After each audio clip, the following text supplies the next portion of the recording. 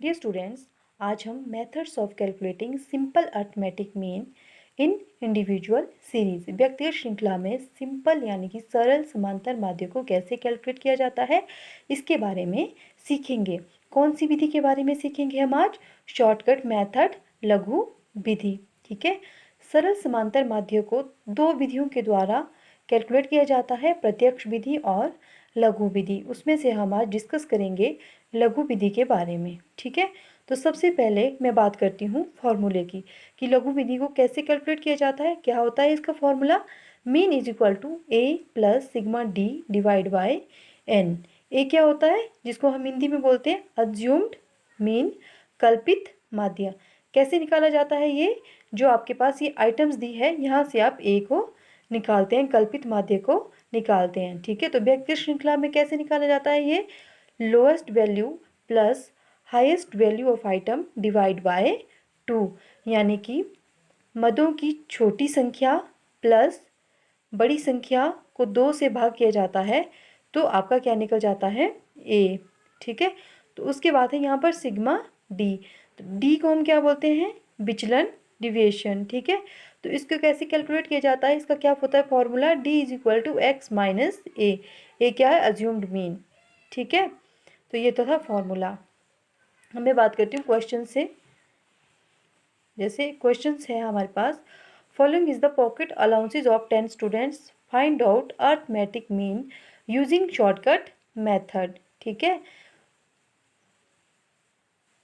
15, 20, 30, 22, 25, 18, 40, 50, इस प्रकार से क्या है ये? पॉकेट अलाउंसेज ऑफ 10 स्टूडेंट्स, 10 विद्यार्थियों का जेब खर्च है ये। ठीक है, जैसे टोटल 10 विद्यार्थी है, उसमें किसी का जेब खर्च 15 रुपीज़ है, किसी का जेब खर्च 20 रुपीज़ है, किसी का 30 है, किसी का 22 है, किसी का 25 है, 18 है, 40 है, 50 है, 55 है और 65। इस प्रकार से ये टोटल विद्यार्थी कितने हुए? 10, और इनका यहाँ पर जेब खर्च दिया हुआ है। ठीक है, और आपने निकालना क्या है? अर्थमेटिक मीन निकालना है। किसमें? शॉर्टकट मेथड में, लघु विधि के द्वारा। ठीक है, तो इसी क्वेश्चन को यहाँ पर हिंदी में भी लिखा हुआ है, कईयों को जो है बच्चों को इंग्लिश में समझने में मुश्किल होती है। ठीक है, तो 10 विद्यार्थियों का जेब खर्च निम्नलिखित है, लघु विधि द्वारा समांतर माध्य ज्ञात कीजिए। ठीक है, सबसे पहले जरूरी होता है आपको क्वेश्चंस अंडरस्टैंड होना चाहिए। सबसे पहले तो आपको क्वेश्चन समझ आ जाना चाहिए, उसके बाद आप उसको सॉल्व कर सकते हैं। क्वेश्चन क्या है? 10 विद्यार्थियों का जेब खर्च। ठीक है, औसत जेब खर्च आपने निकालना है। ठीक है, आपने इसकी एवरेज निकालनी है, जिसको आप क्या बोलते हैं? अर्थमेटिक मीन, समानांतर माध्य। ठीक है, तो इसी क्वेश्चन को हम जो है यहाँ पर हमने ये लिख लिया है। यह सीरियल नंबर, कितने विद्यार्थी थे? 10। ठीक है, उसके बाद एक्स क्या है? ये क्या है? विद्यार्थियों का जेब खर्च। ठीक है, उसमें से किसी विद्यार्थी का 15 था, 20 है, 30 है, 22 है, 25 है, 18 है, 40 है, ये क्या है? 10 विद्यार्थियों का जेब खर्च दिया हुआ है और लघु विधि के द्वारा समांतर माध्य कैलकुलेट करना है।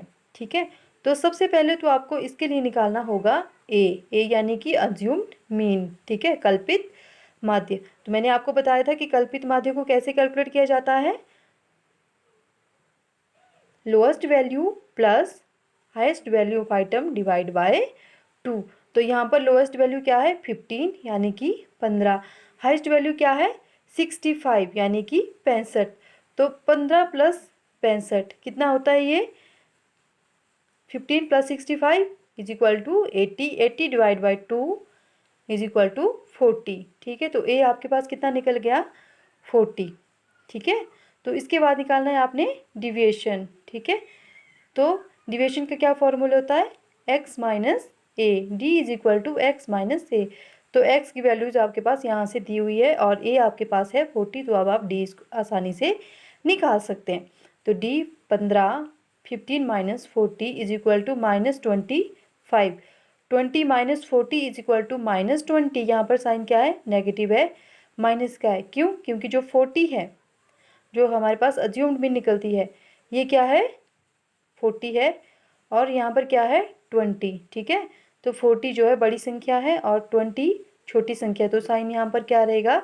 नेगेटिव रहेगा, माइनस रहेगा। ठीक है, तो 30 minus 40 is equal to minus 40, 22 minus 40 is equal to -18 minus 18, 25 minus 40 is equal to -15, 15, 18 minus 40 is equal to -22, 22, 40 minus 40 is equal to 0, 50 minus 40 is equal to 10, 55 minus 40 is equal to 15, 65 minus 40 is equal to 25। ठीक है, तो अब आपने क्या करना है, next step आपने क्या करना है, जो माइनस माइनस की डिविएशन है आपके पास और जो प्लस प्लस की डिविएशन है उनको एक साथ आपने क्या है, प्लस करना है।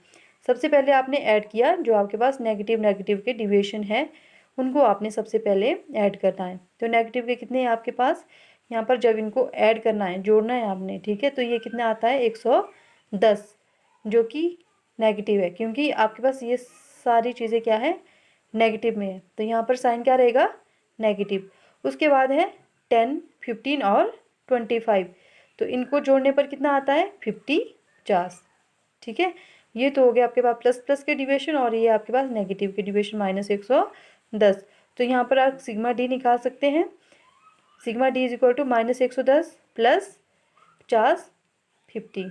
ठीक है, तो -110 प्लस 50 कितना आता है आपके पास, -60। ठीक है, तो अब आपके पास सिग्मा डी भी है और ए की वैल्यू आपके पास 40 है, तो आप जो है मीन को कैलकुलेट कर सकते हैं। ठीक है, तो mean is equal to A plus sigma D divide by N. तो ए आपके पास कितना है 40 प्लस सिग्मा डी कितना निकलता है आपके पास -60 और एन विद्यार्थी कितने हैं 10। ठीक है, तो यहाँ पर 0 से 0 कैंसिल हो जाएगा, 40 यहाँ पर plus minus minus sign change हो जाएगा, -6 -6 इज इक्वल टू 34। तो औसत जेब खर्च कितना निकलता है आपके पास 34। ठीक है, तो ये आपने क्या सीखा, लघु विधि के द्वारा इंडिविजुअल सीरीज व्यक्तिगत श्रृंखला में समांतर माध्य को कैसे कैलकुलेट किया जाता है। ठीक है, बिल्कुल सिंपल फॉर्मूला है, mean is equal to A plus D upon N, sigma D upon N. ठीक है।